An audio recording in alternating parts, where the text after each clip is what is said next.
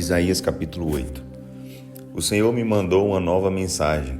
Faça uma grande placa e escreva com letras bem grandes para todos poderem ler. Nessa placa você vai anunciar o nascimento de seu filho. O nome desse menino será Maher-Shalal-Hash-Baz, que indica que os inimigos de Judá serão destruídos em breve. Pedi a Urias, o sacerdote, e a Zacarias, filho de Jeberequias, conhecidos por todos como homens honestos, como testemunhas de confiança antes mesmo de a criança chegar. Então minha esposa, a profetisa, e eu tivemos relações, e ela ficou grávida. Quando o menino nasceu, o Senhor me disse: esse menino vai se chamar Maher-Shalal-Hash-Baz. O seu nome indica que dentro de 2 anos, antes que ele aprenda a falar papai ou mamãe, o rei da Assíria invadirá a Síria e Israel e tomará todas as riquezas desses 2 países. Mais uma vez o Senhor falou comigo e me disse: já que o povo de Judá não quis saber da minha carinhosa proteção, suave como o riacho de Siloé, e estão dispostos a buscar a ajuda dos reis Rezim e Peca, vou trazer os poderosos exércitos assírios para atacar os judeus. Eles virão como as águas do rio Eufrates durante as enchentes, transbordarão em todos os seus canais, encobrirão todas as margens e inundarão toda a terra de Judá, cobrindo até o pescoço. Os braços estendidos do seu exército se espalharão por toda a terra. Ó Emanuel, inimigos de Judá em todo o mundo, preparem os seus exércitos para a guerra, mas saibam que vocês serão completamente destruídos.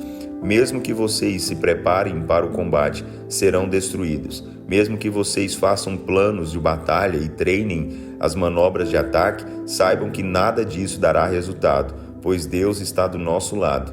O Senhor me ordenou sem deixar dúvidas quanto à sua vontade, advertindo-me de não seguir o caminho desse povo.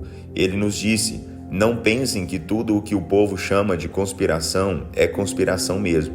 Não tenham medo daquilo de que eles têm medo, nem se apavorem. A única pessoa a quem vocês devem temer é o Senhor Todo-Poderoso. A Ele vocês devem considerar santo, dele vocês devem ter pavor. Ele será o seu refúgio, a sua proteção. Mas para o povo de Judá e de Israel, que rejeitou o cuidado e a proteção do Senhor, ele será pedra de tropeço e rocha de ofensa, laço e armadilha para os habitantes de Jerusalém. Muitos israelitas tropeçarão, cairão e se despedaçarão, presos nessa armadilha e capturados. Escreva o que eu lhe falei com cuidado, sele a lei entre os meus discípulos. Eu esperarei pelo Senhor. Ele escondeu o seu rosto do seu povo, da descendência de Jacó. Eu sei que posso confiar nele. Eu e os filhos que o Senhor me deu temos nomes que mostram o que o Senhor Todo-Poderoso, que vive em Sião, planejou para o seu povo. Por que vocês vão consultar feiticeiros e médiuns para saber o futuro? Eles falam, resmungam, mas não dizem nada. Por acaso precisamos receber mensagens de espíritos? Por acaso os mortos podem revelar o futuro aos vivos? O Senhor diz: comparem as palavras desses feiticeiros e médiuns com a minha lei, a palavra de Deus. Se eles não falarem de acordo com a lei, vocês podem saber que não fui eu que os mandei, e vocês jamais verão a luz.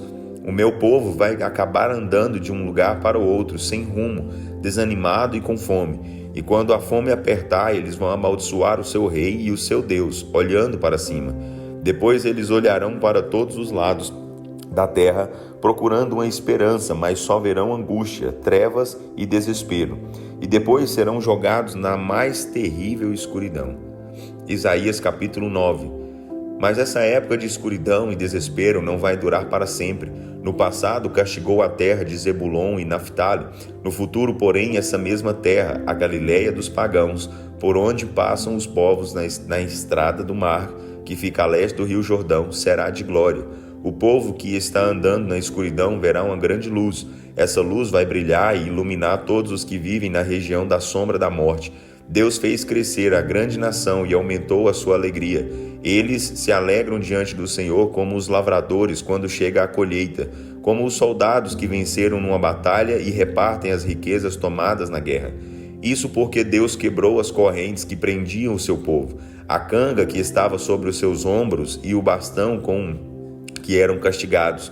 como na derrota do enorme exército dos midianitas, pois todas as botas barulhentas dos soldados e os uniformes de batalha manchados de sangue serão todos queimados pelo fogo. Pois nasceu um menino, um filho nos foi dado. Ele recebe todo o poder, o governo de toda a terra. Ele será chamado de maravilhoso conselheiro, Deus poderoso, Pai eterno e príncipe da paz. O seu reino sempre crescerá e haverá completa paz. Ele governará com justiça e retidão perfeita no trono de Davi, desde agora e para sempre. O Senhor Todo-Poderoso, no seu grande amor, vai providenciar para que tudo isso aconteça. O Senhor enviou uma mensagem contra Jacó e ela atingiu os descendentes de Israel. Todo o povo o saberá, Efraim e especialmente os habitantes de Samaria, que com orgulho e arrogância dizem: nossas cidades de tijolos foram destruídas, mas nós a construiremos com pedras lavradas. As figueiras bravas foram derrubadas, mas nós plantaremos cedros em seu lugar. Como resposta, o Senhor fortaleceu os inimigos contra vocês. Os sírios do leste e os filisteus no oeste virão e devorarão Israel com a boca bem aberta. Apesar disso tudo, o Senhor continua cheio de ira e a sua mão continua erguida para castigar Israel. Mas mesmo depois de tudo isso, o povo não se arrependeu nem buscou o Senhor Todo-Poderoso. Por isso, no único dia, o Senhor vai cortar tanto a cabeça como a cauda do reino de Israel. Ele vai derrubar as palmeiras e o junco. Os líderes e os homens de respeito são a cabeça. Os profetas que ensinam mentiras são a cauda. Porque foram eles que desorientaram Israel e conduziram o povo para o caminho da destruição. É por isso que o Senhor não se alegra com os jovens de Israel, nem terá pena dos órfãos e das viúvas, porque todos são pecadores fingidos e falam loucuras. Apesar disso tudo, o Senhor continua cheio de ira e a sua mão continua estendida para castigar Israel. A maldade do povo queima como fogo, consome roseiras bravas e espinheiros. Até as florestas serão queimadas e a fumaça desse incêndio vai se espalhar pelo céu. A terra ficou completamente ressecada por causa da ira do Senhor Todo-Poderoso. E o povo será como lenha no fogo. Ninguém tem pena do seu irmão. Os que sobraram lutam entre si para conseguir comida.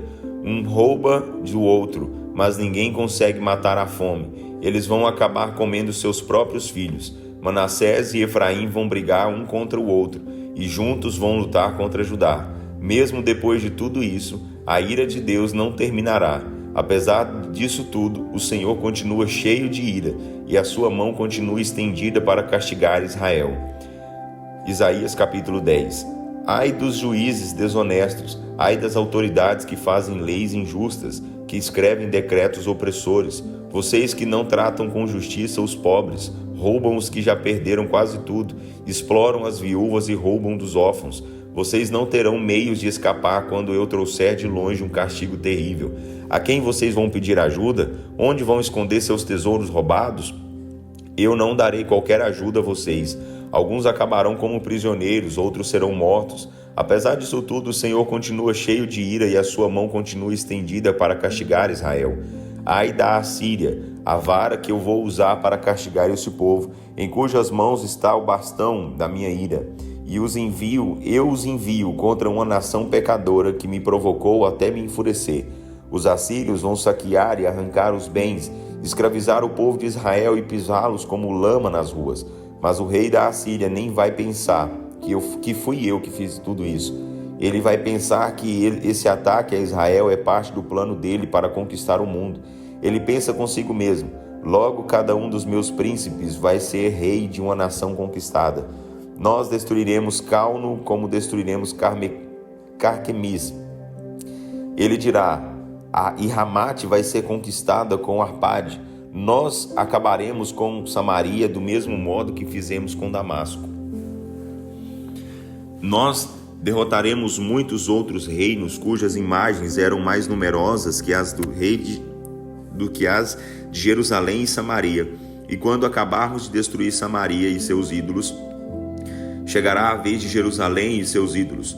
Quando o Senhor terminar de usar o rei da Assíria para corrigir Jerusalém e Sião, então ele dirá: castigarei o rei da Assíria pelo orgulho do seu coração e pelo olhar arrogante.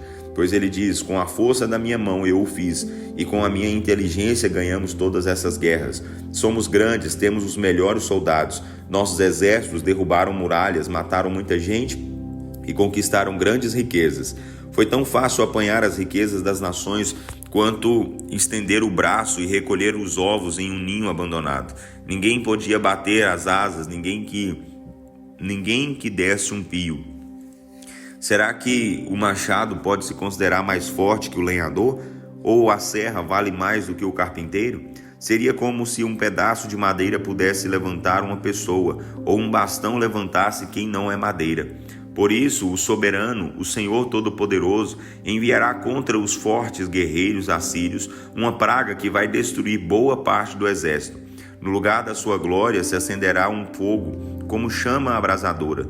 A luz de Israel será o fogo, o seu santo uma chama. Em apenas um dia ele queimará todos esses espinheiros e as roseiras bravas. O grande exército assírio, majestoso como uma floresta, será destruído. O Senhor mesmo os matará como um homem doente que definha aos poucos. Desse grande exército vai sobrar apenas um pequeno número de soldados. Qualquer criança poderá contar quantos são. Quando isso acontecer, finalmente, os remanescentes de Israel, os sobreviventes da descendência de Jacó, não vão mais confiar naquele que os feriu. Voltarão a confiar no Senhor, o Santo de Israel, com toda a fidelidade. Um remanescente, sim, o remanescente de Jacó voltará para o Deus poderoso. Mesmo que o povo de Israel seja como os grãos de areia do mar, apenas um pequeno número voltará. Deus, na sua justiça, já planejou castigar o seu povo, pois o Senhor, o Deus Todo-Poderoso, decidiu destruir esse país inteiro e ele executará o seu plano. É por isso que o soberano, o Deus Todo-Poderoso, diz: meu povo, moradores de Jerusalém, não tenham medo dos assírios quando eles vierem explorá-los e maltratá-los, como os egípcios fizeram há tanto tempo.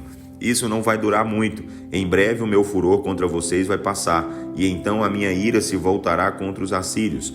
O Senhor Todo-Poderoso os castigará com um chicote, como fez quando derrotou os midianitas na terra de Horebe. Ele ergará o seu cajado contra o Mar Vermelho, como fez no Egito. Naquele dia, Deus acabará com a escravidão do seu povo, tirará o fardo dos seus ombros, quebrará as correntes que prendem os judeus. Olhem, os exércitos da Assíria estão chegando. Entram em Aiate, passam por Migron. Em Micmas deixam um depósito de armas, atravessam a estreita passagem perto de Geba. Lá eles passam a noite. A cidade de Ramá já está apavorada. Os habitantes de Gibeá, terra do sul de Saul, fogem para salvar suas vidas. Gritem bem alto, povo de Galim. Avisem os habitantes de Laís, a pobre cidade de Anatote. O povo de Madmena foge correndo e os moradores de Gebim fogem para se salvar. Hoje mesmo os inimigos vão parar em Nob para descansar. De lá eles ameaçam a cidade de Sião, a colina de Jerusalém. Mas de repente vejam, o soberano, o Senhor Todo-Poderoso, está derrubando as grandes árvores. Ele está destruindo o grande exército. Os oficiais e os soldados como se cortam galhos altos de uma árvore. As grandes árvores serão lançadas por terra. Ele, o poderoso, derrubará o inimigo como o machado do lenhador derruba as árvores altas na floresta do Líbano.